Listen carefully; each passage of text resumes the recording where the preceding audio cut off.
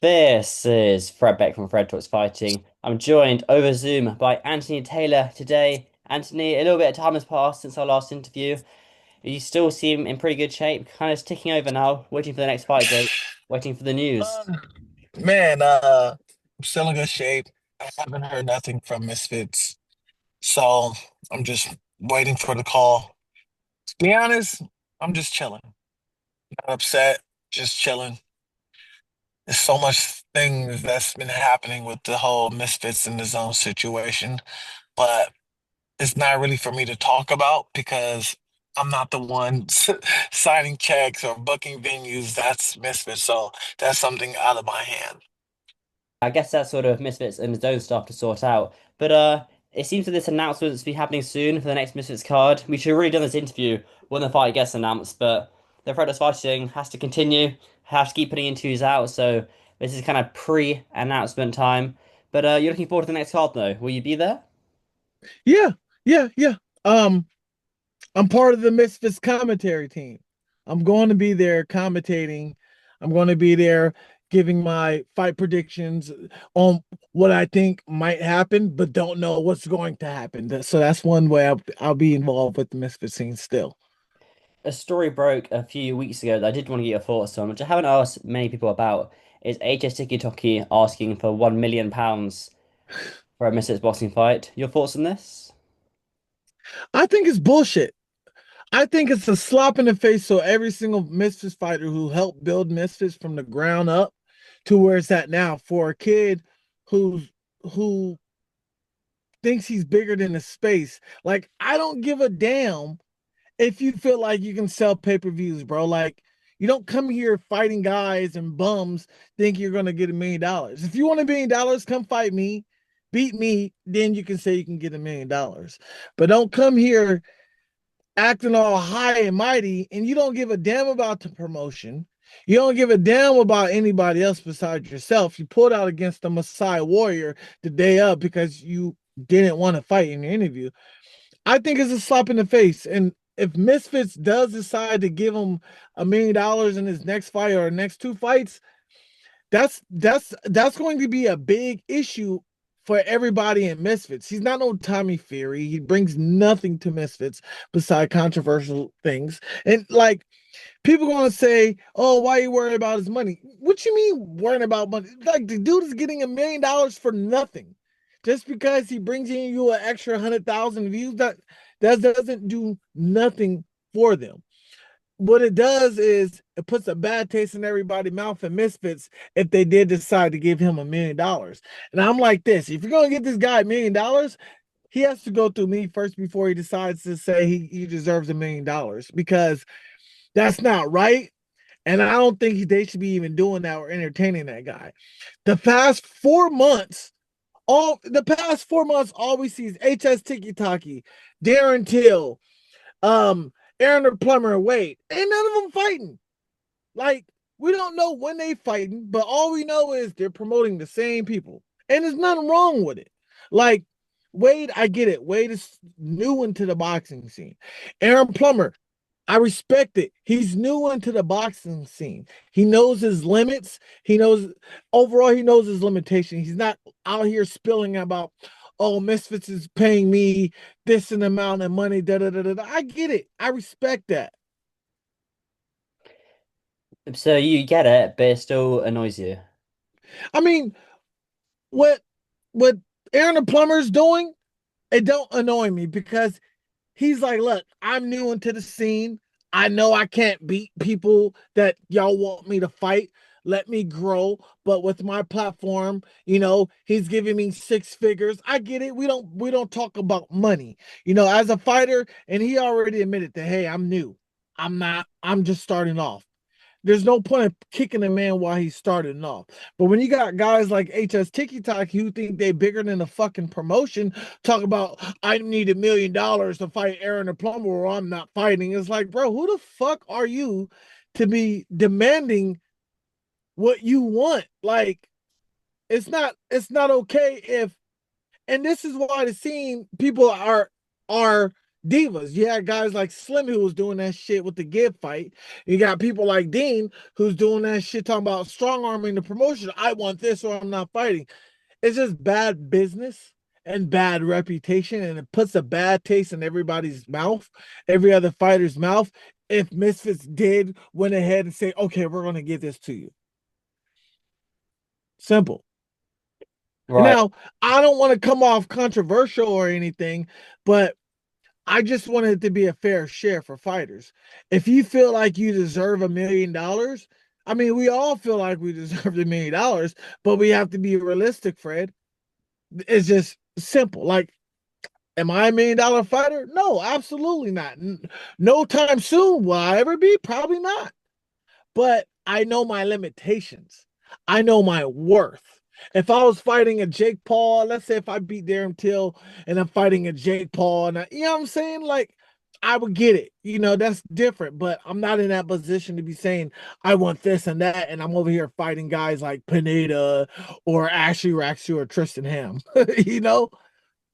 Okay, interesting. We'll see how that sort of prevails as he comes back to Misfits in the near future. Right. Did you watch the Jake Paul versus Chavez fight? Look, on that's a tough one, Fred, because we all know Chavez ain't the same boxer he was when he fought Sergio Martinez. Chavez wasn't the same boxer when he fought Canelo. The hunger, also factoring that he had to go up almost 200 pounds. You're not in your best fight shape when we see Chavez fighting. He fights at a certain weight class, but he took the fight. Kudos to Jake Paul. He went in there and fought a former champion. He did what he had to do.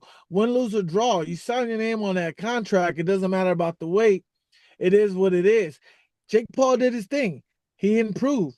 He's gotten better. He's ranked. A lot of people don't like the fact that there's more popularity in the scene than there are skills. Simple as that. Were you surprised by the kind of the backlash that Jake Paul got from that fight, being ranked number 14 in the WBA rankings? I mean, why not? The WBA, the WBC, all that shit's a fucking scam. They let all these guys go to Mexico and get like 20 fights in Mexico and they go 20-0. Now they're ranked. It's like they ain't fought nobody, but you're complaining about a guy like Jake Paul who's invested time and money into women's sports boxing and making sure that women get equal pay like the men and putting on the younger generation, making sure these younger generations are getting fed properly because with these promotions, they're not doing that. I'm not, and Misfits, this is separate what I'm saying about Misfits. I'm not, Misfits has nothing to do with what Jake Paul's doing. But what I'm saying overall is Jake Paul is putting money in people's pocket. He's doing all this with his platform, his net worth. We got all these fighters who are hating on him, talk about Jake, you're a disgrace. Okay, what are you doing with your platform? What are you doing to help promote women boxing, to help put the boxing on the map? You're not doing that. But you're jealous because he made the top 14 ranking. Hey, hey, it needs something. It needs something because if not, then shit's just going to spiral out of control. What do you mean by spiral out of control? Like everybody's upset that Jake is ranked because they feel like it's popularity. I get it. It has some popularity to do with it, but people are complaining because he hasn't fought nobody.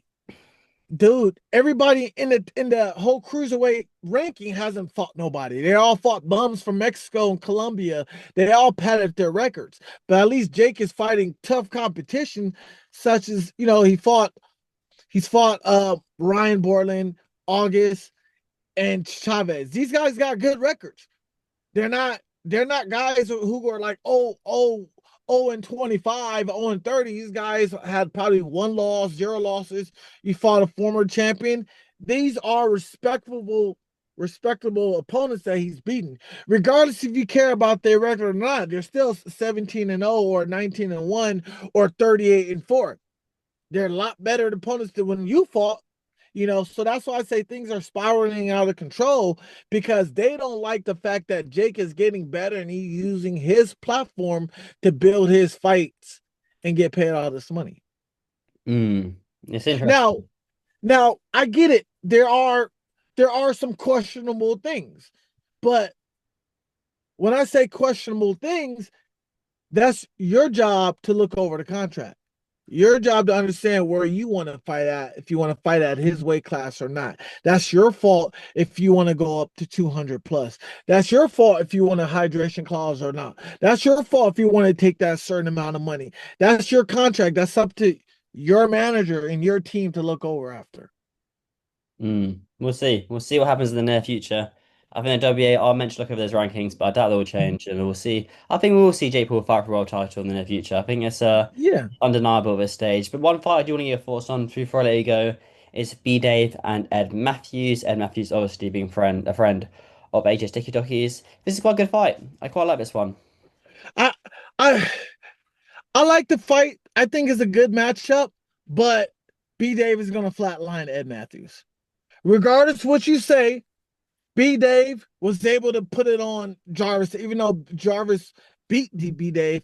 B Dave is tough, durable, and he doesn't gas out. Ed Matthews, he's going to try to go in for a early knockout.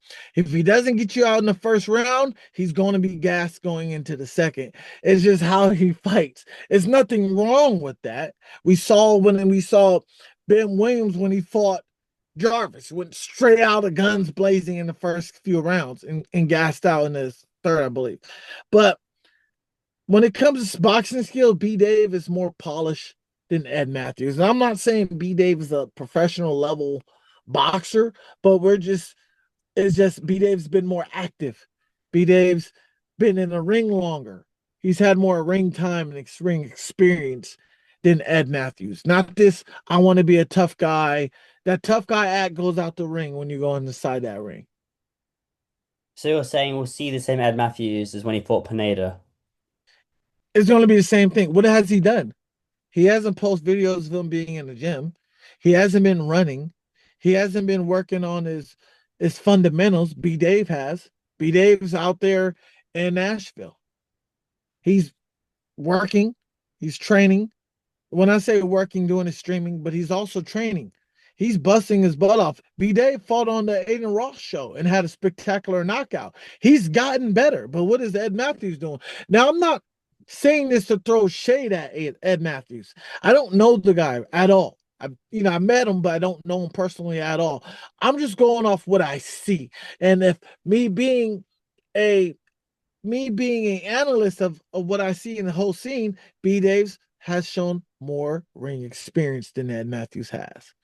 It's a good fight. It's a good fight indeed. I look forward to it. But before I let you go, Anthony, anything else come up for you in the next few weeks? Anything on your radar?